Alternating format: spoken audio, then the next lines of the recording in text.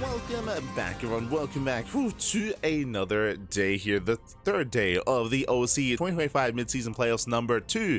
I'm of course your ZvP with you. I'm joined by these amazing players, by the Hulu chats, and by my plushies as well. Welcome, one and all.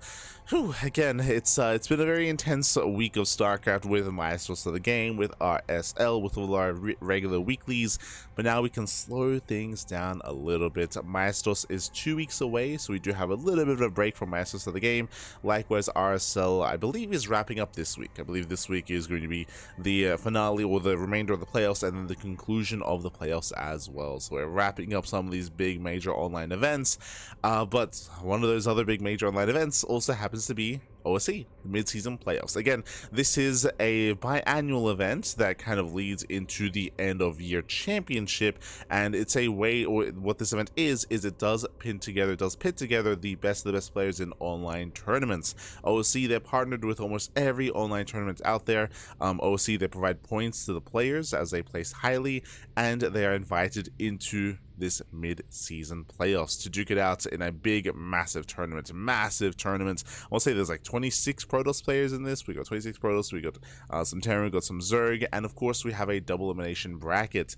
Double elimination, oh boy, which means a lot more games. This is day 3. It typically takes like 2 months. I think it takes like 2 months to go through the entirety of the tournament, so we're still like in the 3rd week. We'll keep going. Let's go, baby, let's go. Meanwhile, we do have a plethora of matches available to us here. It is going to be 8 best of 3s. 8 best of 3s back to back. We're going to be covering 4 and then going on a short break before the second half of the broadcast. Shout out to all those in the chat as well. I see Sai, John in the chat, Destino screen as well. Big Mac, bienvenidos. Good to see you all, always. As we are going to be featuring players like Bjorn, Ryung, Creator, Harston later on in the broadcast. Up first, we have Demi versus HiGhDrA. They're going to be facing off in a ZvP. We'll jump into game 1. Game 1 is going to be on Tokamak. Let's go. And let's go. Let's go. We work through the event. Let's work through the bracket. And spawning in the top right corner of Tokamak, we have the green Protoss player from the land of the Netherlands. It is HiGhDrA. And spawning in the bottom left-hand corner, we have the Indian Zerg player. We have the red Zerg representing Maturino Esports. It is Demi. And if you're in the chat, you know what time it is. It is a Gamma time. Predictions are open. Place your bets on who you think will claim the series. Best of luck in the chat as we get into our ZvP. And again, quite some time ago, maybe a year ago, 2 years ago, I would have said Demi was favorite. Demi would be favorite 100%. Demi, he was one of those players who was on that grind back in the SEA, in the Southeast Asian region, of course. But nowadays, Demi, he has basically retired. Now he plays for fun. He does not dedicate as much time to competing, not like he used to, and now he does. I would say his play reflects that as well. He has been a little bit more willing to go for cheese, to go for all-ins, and to spread his wings and to thrive a little bit more. But again, this is not necessarily the Demi that we know and love from a couple of years ago. Here, he's a little bit more laid back. He's less intent on competing as much. I do appreciate that we get to see him every now and then, though, in these OSC tournaments. He's not the most regular player in Open Cups anymore, but yeah, every now and then we get to experience some Demi. Do love to see it. Of course, Demi, he was the Muta King of the Sea, where he used to compete and used to go mutas almost every single game. ZVZ, ZvP, ZvT, you name it, we would see mutas.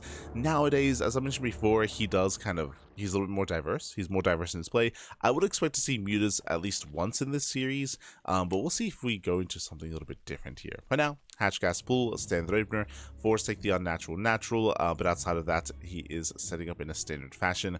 Nothing crazy yet. Likewise, HiGhDrA, standard play as well. Oh, I say that.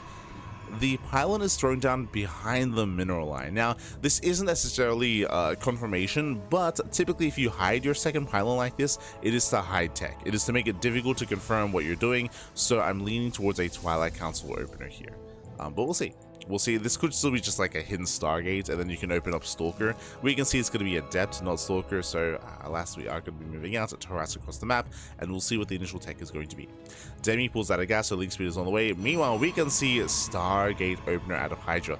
Now, the fact that he hid this makes me interested in what comes out. I'm curious if HiGhDrA goes Void Ray. I'm curious if he does open up with a Void Ray here to hunt down Overlords and to hide something greater.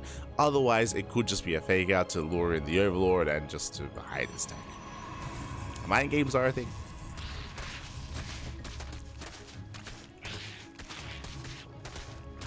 As things will arrive, they poke in towards the main.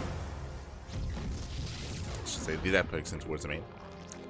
Pylon is going to be cancelled. It delays the third base, so nice damage here by HiGhDrA. HiGhDrA bought enough time for the Adept, and now Demi can't expand. So big delay here for Demi as he cannot expand. We have confirmation it is going to be the Oracle first out of HiGhDrA, not a Void Ray or Phoenix. He'll just go for the Oracle. With this, he'll just be moving out to harass. Now, this is where this placement hurts him a little bit, because this does mean it takes longer to get across the map as opposed to the Stargate being closer to the edge. So a little bit more inefficient, or I should say there's going to be a couple of extra seconds allowed to Demi to be able to get ready back at home. As Demi has Queens in position, no Spore yet. Oh, nice catch. Demi does catch the Adept. Demi finally does expand. Demi's moving in. Ooh, that is going to be an early Roach Horn. That is a sub 4-minute Roach Horn timing out of Demi. Now, Demi sees the Oracle, so there's no reason to get a Roach Horn this early on to be defensive. This should be aggressive. This should be an aggressive timing here from Demi, as he knows that it was a Stargate opener. He's aware. We do have the early Twilight Council follow-up. Interesting. So this Twilight Council is early enough where I have to assume that it's going to be Glaive Adepts. Technically, this could be a delayed Forge and delayed Forge and Blink. It could technically be a Blink build, but again, based on the timing of this, I'm leaning a little bit more towards Glaive Adepts. We'll see. Keep an eye on HiGhDrA.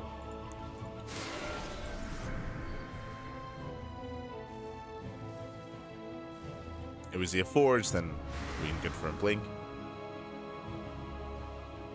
Adepts moving out. And we're waiting for the upgrade of choice.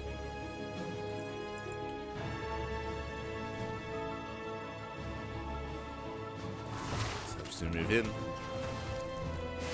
Again, threatening a shade. We have the money for an upgrade. We have the Chrono. No, that looks like a little bit of a misclick. As HiGhDrA, he should have his upgrade on the way. He did just Chrono as well, but didn't quite actually select it. So a little bit unfortunate. That's going to be a big delay. The delay may be long enough where it might not be worth going into Glaives anymore. That's that's unfortunate. Hopefully we don't waste a second Chrono on the Twilight Council without anything being researched. Adepts are dealt with. Again, HiGhDRA's fixating on the Adept control. And hopefully he does notice soon. Hopefully, yeah, this is meant to be Glaives. It was meant to be Glaives. We have all these Adepts and there's no upgrade. No shot. And that is really impactful. These Adepts are going to be weaker than they otherwise should be. Feels Glaives, man. And again, we'll see when HiGhDRA realizes. As I mentioned before, at this point, it might just be worth going straight into Blink. It might just be worth not even wasting time with Glaives because it's too late. But he doesn't notice. Yeah, he does not notice. He commits.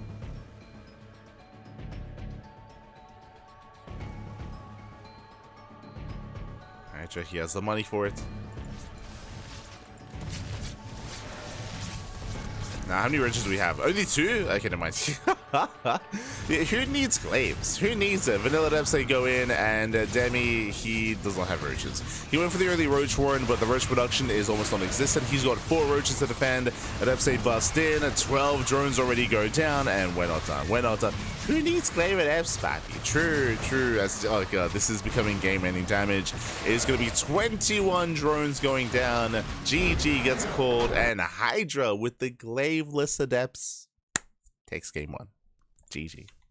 GG, well played. Again, Demi, he did have the early Roach Ward. If you recall, I assumed that Demi was going to be going for an earlier Roach push, but Demi was droning. Demi, he was droning, he was saturating, he was not actually making roaches. He had 2 roaches to defend. He had 2 roaches, so alas, at Demi, he was caught out. Unfortunately, was unable to confirm the aggression that was coming his way until it was too late. Until it was too late. GG, well played. With that, HiGhDrA does take the lead. There we go. HiGhDrA does take a lead in the series, and now we're getting to game number 2, and we'll see if Demi can recover. Again, that was a rough game 1, considering that Demi had the tools to defend, right? His Roach run was done in time, but he just didn't see the move out. He didn't confirm what was happening. He didn't realize how much danger he was in, and with that, GG. With that, GG.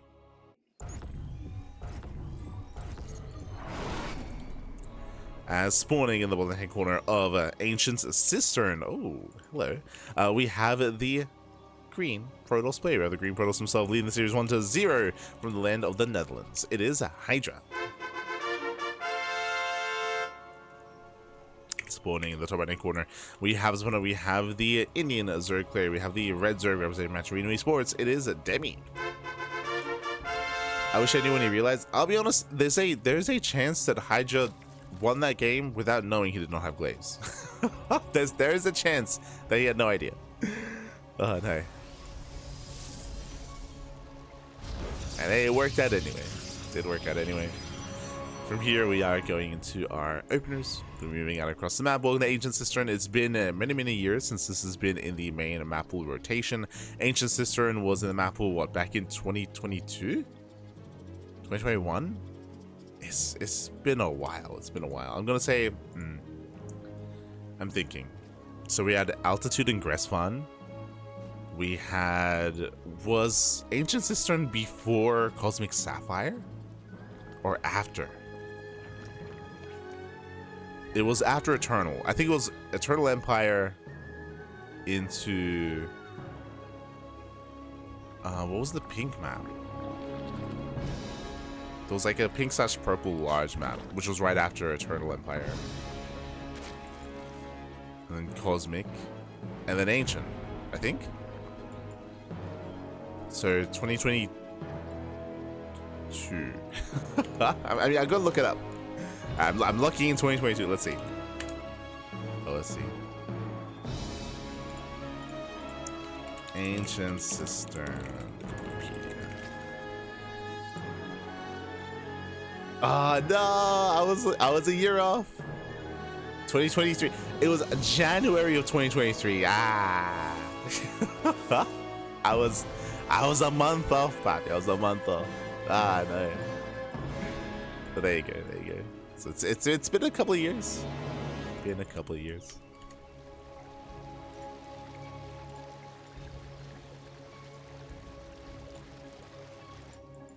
But yes, this was the macro map in its time. It's very large, a lot of bases. Not too many contested expansions, so because of that, we would often see a lot of late game. We'd see a lot of turtling on this map. As we are going to get into a Twilight Council opener. Ooh, okay, hyper aggression. I mean, see, this time he does it. See, last game you're like, yo, that's crazy. You know, analyzing the pylon placement. It was still a Stargate. Here, throws down the pylon behind the middle line, and he goes into hidden tech. Like, this makes sense. We should have seen this in game 1, but it's fine. So again, he does hide his tech. It is going to be further back. It is going to be more difficult to scout. Demi, his own overlord, is going to be denied. Another tell that something is wrong is the Stalker. Typically, you would open up double Adept. You'd open up with your Adepts to harass across the map. The fact that there's a Stalker here is a sign that something is wrong. Now, there are some Protoss players that just go for the Stalker just to fake out their opponent, and they still go for the Stargate anyway. But here, I mean, now you're less certain. Now there's more ambiguity as to what the Protoss is up to, and the Overlord cannot scout because of that Stalker. The downside is that now HiGhDrA can't really threaten with Adepts because he's down to 1, so he cannot one-shot drones. So there's a bit of a give and take here, which does mean that Demi, he's uncertain as to what's happening. Behind this, we have 3 more gates on the way, and we're going into a DT-based opener. Not Glaives this time, we're going for the Dark Shrine. So Dark Templar on the way.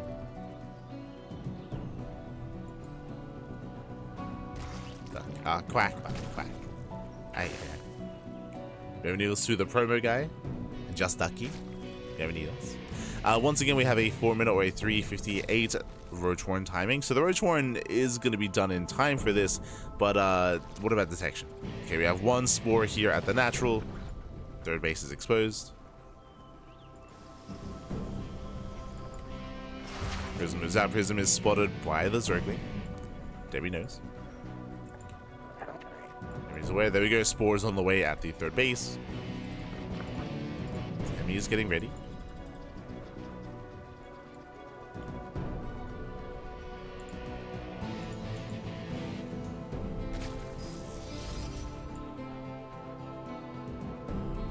So I just waddling in.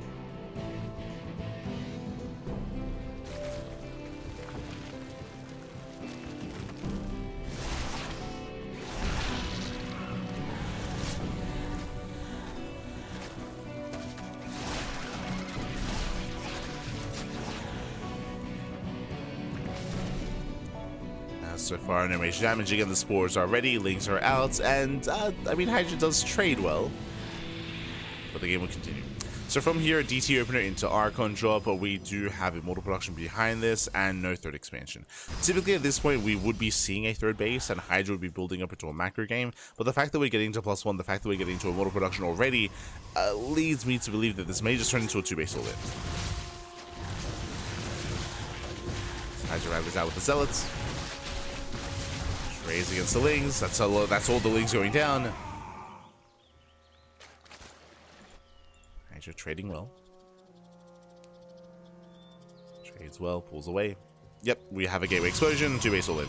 So it's going to be a 6-gate. Oh, sorry, it's going to be an 8-gate. 8-gate, 2-base all in out of HiGhDrA. To reinforce, we've been, of course, making sentries. The Immortals we can reinforce with slow lots.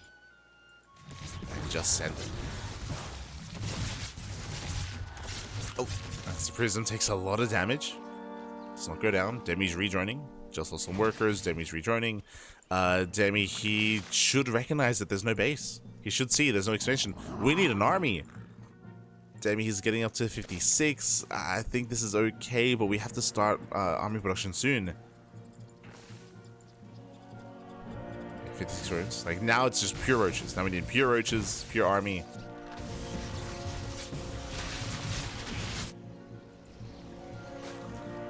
Protoss is coming.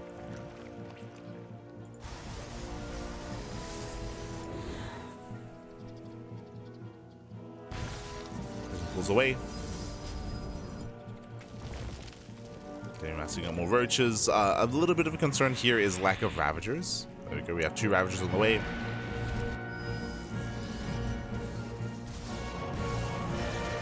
As a big part of this all-in is going to come down to the force fields. So Ravagers are necessary, and there's only 2. We need more than that. So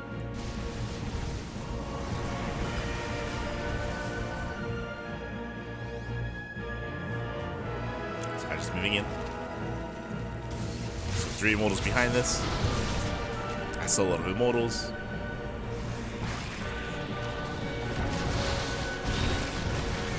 To the Lings. Yeah, Lings, they go down, and Wolves, they go for the Roaches. Force Fields, they do clog up with his Queens. He just commits anyway. Yeah, he just commits in. Roaches are going down. And HiGhDrA will lose 2 Archons. Okay.